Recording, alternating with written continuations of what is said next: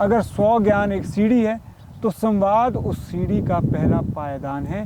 इसीलिए communication should culminate in self realization. Sir, इसका process क्या है और किस तरह से हम सेल्फ रियलाइजेशन को जाने कम्युनिकेशन के माध्यम से?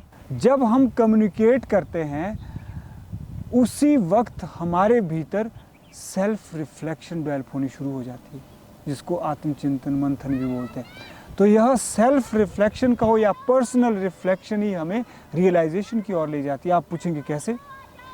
जब सेल्फ रिफ्लेक्शन की आदत पड़नी शुरू हो जाती है, ये लड़का है यहाँ पे, जब इनमें सेल्फ रिफ्लेक्शन की आदत आएगी तो सेल्फ रिफ्लेक्शन से क्या होता है, मनुष्य अपने विचारों को, भावनाओं को और अनुभवों को समझना शुरू करता है और इसी समझ की बदौलत हमारे भीतर आत्म जागृति पैदा होनी शुरू हो जाती है। समझ की बदौलत ही हमारे भीतर आत्म जागरण भी होता है और हमारे भीतर दूरदर्शिता भी आती है, निर्णय लेने की क्षमता भी बढ़ती है और हमारे भीतर शांति भी आती है, हमारे भीतर पवित्रता भी आती है, हमारे भीतर विनम्रता भी आती है और इन्हीं मूल्यों की बदौलत हम सेल्फ रियलाइजेशन की ओर जाते हैं।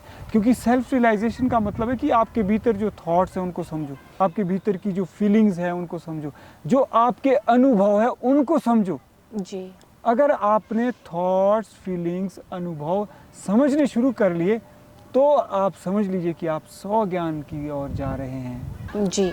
अपने भीतर गुणों और दोषों की पहचान, यही है सत्यन स्व ज्ञान।